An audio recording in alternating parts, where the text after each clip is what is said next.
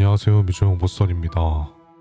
이번 이야기는 사연자님이 살면서 처음 겪은 무서운 일이라고 하는데요. 사연자님 주위에는 이 이야기를 다 알고 계신다고 합니다.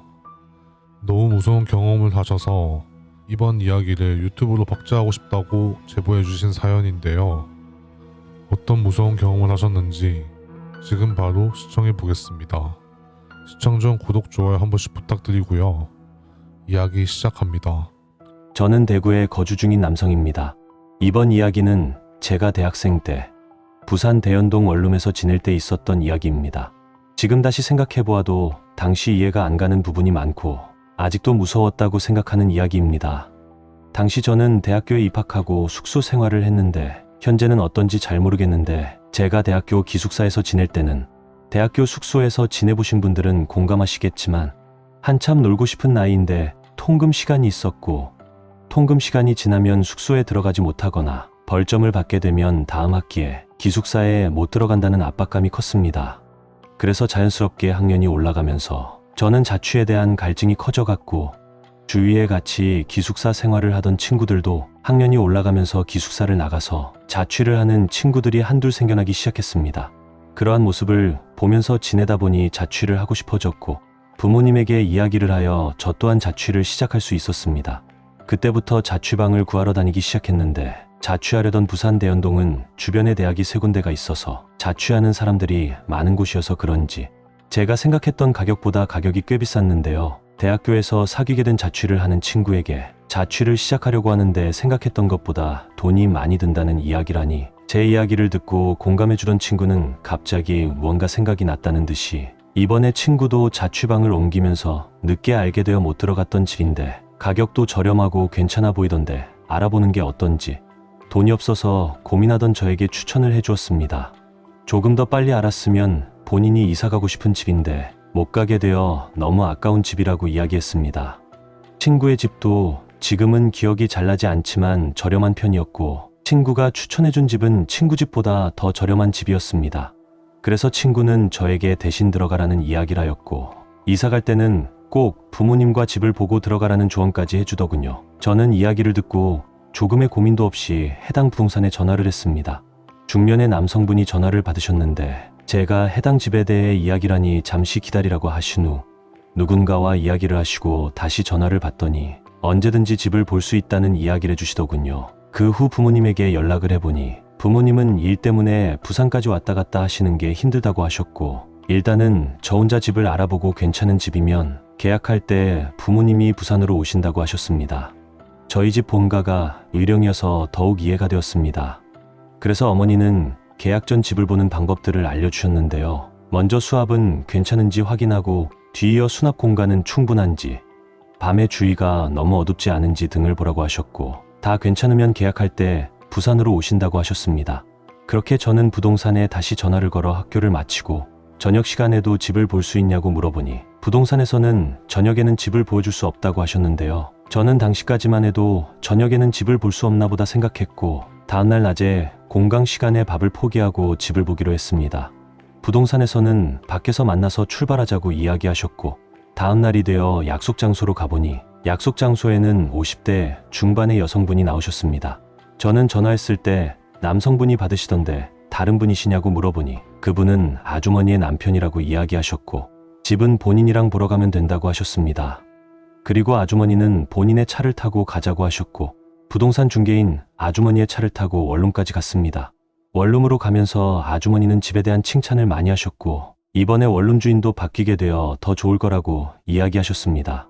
집은 차를 타고 가다 대로변에서 골목으로 들어가니 나오는 집이었고 집 앞 주차장에 도착하여 저는 차에서 내렸습니다. 원룸 건물은 주위 다른 건물과 비슷하게 보였고 엘리베이터는 없었고 계단으로 올라가는 5층짜리 원룸이었습니다. 그리고 대학가 주변이어서 학생들이 많이 산다는 이야기를 하셨습니다. 저는 부모님이 이야기해 주신 대로 집을 확인했고 집은 기숙사 생활을 하던 저에게는 최고의 장소였습니다. 그리고 아주머니는 제가 마음에 들어 하시는 걸 보시고는 입주 청소도 서비스로 깔끔하게 집주인이 해준다고 하셨고 마지막 남은 방이어서 저에게 추천한다고 하셨는데요. 저는 너무 마음에 들어 부모님과 상의 후 그날 집을 계약했습니다. 집은 주인이 청소를 해주어 깔끔하고 비어 있어서 바로 입주할 수 있었고, 저는 기숙사에 짐이 많지 않아서 며칠 뒤 쉽게 이사할 수 있었습니다. 이사 첫날 부모님이 보내주신 이불을 바닥에 깔고 누워 있었는데 방 안에서는 웅얼거리는 소리가 방에 울렸습니다. 저는 무슨 소리인가 하고 집중을 했는데 웅얼거리는 소리는 들리는데 무슨 말인지 알 수 없었습니다. 그래서 혹시 옆방에서 들리는 소리인가 생각하고 벽에 귀를 대었는데요. 귀를 대니 옆방에서 좀 더 선명하게 웅얼거리는 기침 소리가 들렸습니다. 너무 원했던 자취 첫날이어서 그런지 그 소리마저 긍정적이게 생각했습니다. 어차피 혼자 사는 집인데 소리가 들리면 덜 외롭고 좋지라고 생각했죠. 그렇게 저는 집에 조금씩 적응을 하고 있었고, 친구들과 치킨을 시켜 맥주를 마시며 집들이를 하던 날이었습니다. 친구들은 저희 집에 와서 집에 너무 물건이 없는 거 아니냐며 비웃었고, 친구 한 명은 그런데 이 집은 이야기를 하면 많이 울린다는 이야기를 했는데요. 옆에서 그 이야기를 듣던 저희 중 자취를 제일 오래 한 친구는 집에 물건이 없어서 말소리가 울린다는 이야기도 해주었습니다. 그리고 그날 친구와 잠을 자는데 친구는 벽에서 기침 소리가 들린다고 했고, 저도 그 소리를 이사 온 날부터 며칠째 듣고 있다고 이야기했는데요. 친구들과 저는 혹시 귀신 왔냐며 이야기라고 웃고 떠들다 잠이 들었습니다. 그런데 친구는 새벽에 일어나서 자고 있는 저를 깨우더니 밖에서 무슨 웃음소리가 이렇게 들리냐고 물었고, 친구의 말을 듣고 자세히 들어보아도 들리지 않았습니다. 저는 무슨 소리가 들린다고 그러냐며 물어보니 방금 자다가 일어났는데 웃음소리가 들려서 저희가 장난하는 줄 알고 봤는데 다들 옆에서 자고 있고, 친구는 무슨 소리인가 하고 문 쪽으로 가니 웃음소리가 더 크게 들렸다고 이야기했습니다. 그래서 친구는 무서워서 다시 저희 쪽으로 와서 저를 깨웠고, 저에게 말을 하자마자 웃음소리가 안 들린다며 이야기했는데요. 저는 장난치지 마라고 하고 다시 잠에 들었는데 친구는 장난이 아니라며 화를 냈습니다. 그렇게 그날 밤일은 마무리가 됐고, 다음날 다른 친구는 어제 웃음소리 뭐냐며 저희에게 물었는데요. 저는 애들이 혼자 자취하는 저를 보며 장난치는가 보다 생각했고, 원래 새벽에 이 동네에 웃으면서 돌아다니는 사람이 있다고 이야기했습니다. 그러자 친구들은 안심된다는 듯 웃으며 진짜 놀랐다고 하더군요. 저는 장난인지 아닌지 뭔가 의아한 느낌이 들었고, 친구들과 PC방에 가서 게임을 하며 그 일을 잊고 집으로 왔습니다. 집으로 돌아와 잘 준비를 마치고 잠자리에 들려고 했는데 옆집에서는 평소보다 심하게 기침 소리가 들리기 시작했습니다. 시계를 보니 밤 11시가 조금 넘은 시간이었고, 며칠 동안 그 소리를 들으니 신경이 예민해졌는데요. 저는 무슨 생각으로 그랬는지 모르겠지만 욱하는 마음으로 현관문을 나서서 옆집으로 갔습니다. 옆집으로 가서 초인종을 누르며 문을 두드렸고, 기다려도 옆집 사람은 나오지도 않고 기침 소리도 없고 고요했습니다.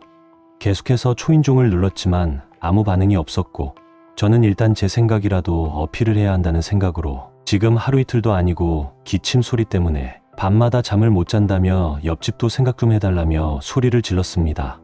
그리고 조금 화가 삭혀서 다시 집으로 돌아오는데 뭔가 등골이 서늘해지는 기분이 들었는데요. 어제 친구가 해줬던 웃음소리에 대한 이야기가 생각났고, 뒤에서 처음 들어보는 웃음소리가 기괴하게 들리기 시작했습니다. 원룸은 한 층에 8호실까지 있었는데 새벽에 이 정도로 시끄럽게 하면 한 집이라도 나와서 보지 않을까 생각했는데 아무도 나오는 소리가 들리지 않았고, 저 혼자 건물에 있는 것 같다는 느낌이 들었습니다. 하지만 혹시나 이상한 사람일 수도 있으니까 나오지 않겠지라고 생각했고, 저는 그냥 이상한 사람이 웃는 거겠지 생각하며 잠자리에 누웠는데 웃음소리는 마치 저희 집 앞에서 웃는 것처럼 더욱 선명하게 들렸습니다. 얼마나 지났을까? 저는 잠이 들었고 눈을 감고 있는 제 옆에서 기침 소리가 들려오기 시작했습니다. 저는 너무 화가 나서 자리에서 일어나려고 했는데 몸은 움직이지 않았고 기침 소리는 점점 저에게 가까워졌습니다. 저는 가위에 눌렸다는 생각을 하게 되었고, 주위에는 아무도 없었는데 현관문 쪽에서 문고리가 돌아가는 소리가 들렸습니다. 저는 속으로 제발 아무 일도 없게 해주세요 라는 생각을 하고 있는데 집 문은 힘없이 천천히 열리는 소리가 들렸고, 기침을 하는 소리가 밖에서부터 들려오기 시작했습니다. 그러자 순식간에 제 위로 어떤 할아버지가 올라와서 저의 눈을 마주치면서 나가라는 말을 연속으로 하셨고, 일어나 보니 식은땀을 흘리며 잠에서 깼는데요. 저는 가위를 눌려도 뭔가를 본 적이 없는데 이런 꿈은 처음이라고 생각했습니다. 그리고 그 다음날에도 어김없이 가위는 계속해서 눌렸습니다.